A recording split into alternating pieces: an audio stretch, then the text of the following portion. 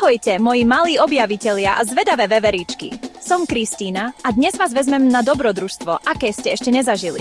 Zatvorte na chvíľočku očká. Predstavte si, že stojíme pred obrovským, starým dubom. Jeho kôra sa trbliece farbami dúhy a v jeho korune spievajú vtáčiky melódie, ktoré ste ešte nikdy nepočuli. Tento strom je bránou.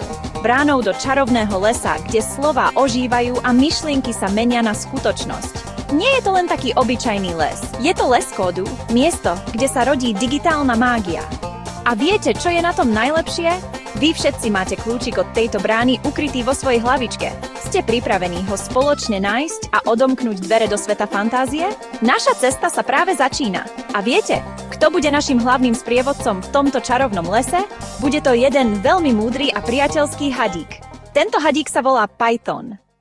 Čo to vlastne to programovanie je?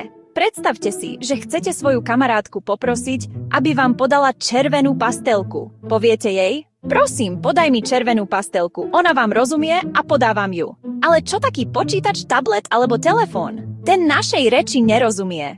Je ako turista z ďalekej krajiny. A programovanie je presne ako učenie sa tohto cudzieho jazyka. Je to spôsob, ako sa s počítačom dohovoriť. Predstavte si, že programovanie je ako písanie receptu na koláč. Keby ste do receptu napísali iba upeč koláč, asi by nikto nevedel ako na to. Ale keď napíšete presný postup, tak podľa tohto návodu dokáže upiec koláč každý. A presne takto funguje programovanie. Naše prvé kúzlo v lese kódu je veľmi jednoduché, ale nesmierne dôležité. Volá sa príkaz. Čo je to príkaz? Je to presne to, čo si myslíte.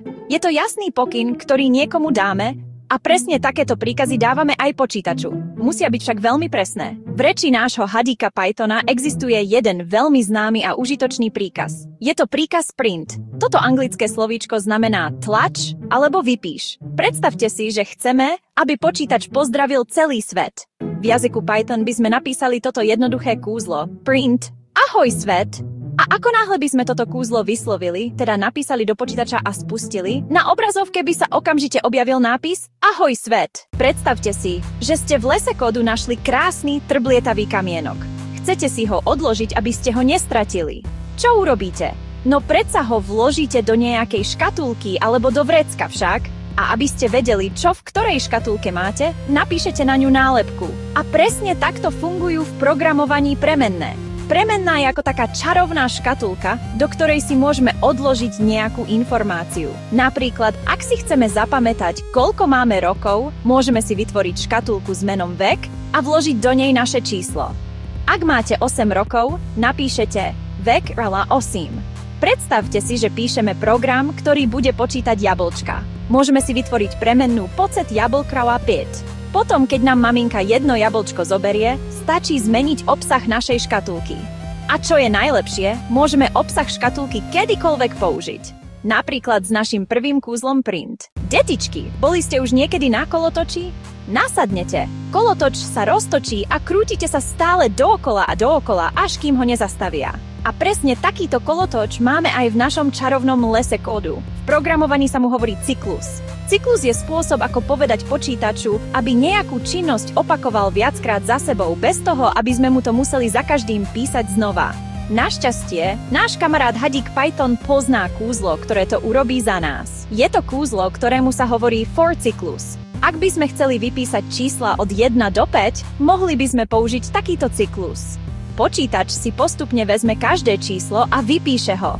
Keď príde k šestke, povie si stop a kúzlo sa skončí. Výsledkom na obrazovke by bolo 5 čísel napísaných pekne pod sebou. Predstavte si, že stojíte na križovatke. Jedna cesta vedie k babičke na buchty a druhá do hračkárstva. Musíte sa rozhodnúť, kam pôjdete. Váš výber závisí od nejakej podmienky. Napríklad, aká mám vo vrecku peniažky, pôjdem do hračkárstva. Inak pôjdem k babičke. Presne takto sa rozhoduje aj počítač. V programovaní používame niečo, čo sa volá podmienka.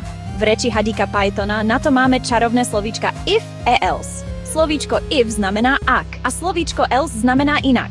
Predstavme si, že máme v našej čarovnej škatulke premennej uložený vek. Povedzme, že vek around 7. Keďže 7 je väčšie ako 6, počítač vypíše si už veľký školák. Podmienky dávajú našim programom rozum. Umožňujú im reagovať na rôzne situácie. Sú to mozgy našich digitálnych výtvorov. Detičky, predstavte si, že ste sa naučili veľmi dlhé a zložité kúzlo, napríklad na vyčarovanie dúhy. Čo keby ste si toto dlhé kúzlo mohli uložiť pod jedno krátke, jednoduché meno? A presne toto v programovaní robia funkcie. Funkcia je ako vlastný, pomenovaný balíček príkazov. Použijeme na to čarovné slovíčko def, čo je skratka pre definuj. A teraz, kedykoľvek do programu napíšeme pozdrav ESA, počítač vykoná všetky príkazy, ktoré sme do funkcie schovali. Dnes sme sa toho naučili naozaj veľa. Vstúpili sme do čarovného lesa kódu a spoznali sme nášho kamaráta Hadíka Pythona. Naučili sme sa príkazy, premenné, cykly, podmienky a funkcie. To všetko sú základné tehličky, z ktorých sú postavené všetky aplikácie a webové stránky na svete. Pamätajte si, moji malí objavitelia, že programovať vie naozaj každý. Nezáleží na tom, či ste chlapec alebo dievča, či máte radšej matematiku alebo kreslenie. Programovanie je ako veľké ihrisko plné skladačiek. A ten pocit, keď sa vám podarí rozhýbať obrázok alebo vytvoriť vlastnú malú hru, je na nezaplatenie. Pokračujte v objavovaní, pýtajte sa, hrajte sa s kódom a nebojte sa robiť chyby. Každá chyba je len schodík k novému poznaniu. Brána do lesa kódu je pre vás vždy otvorená. Svet programovania už na nás netrpezlivo čaká. Poďme na to, malí kúzelníci.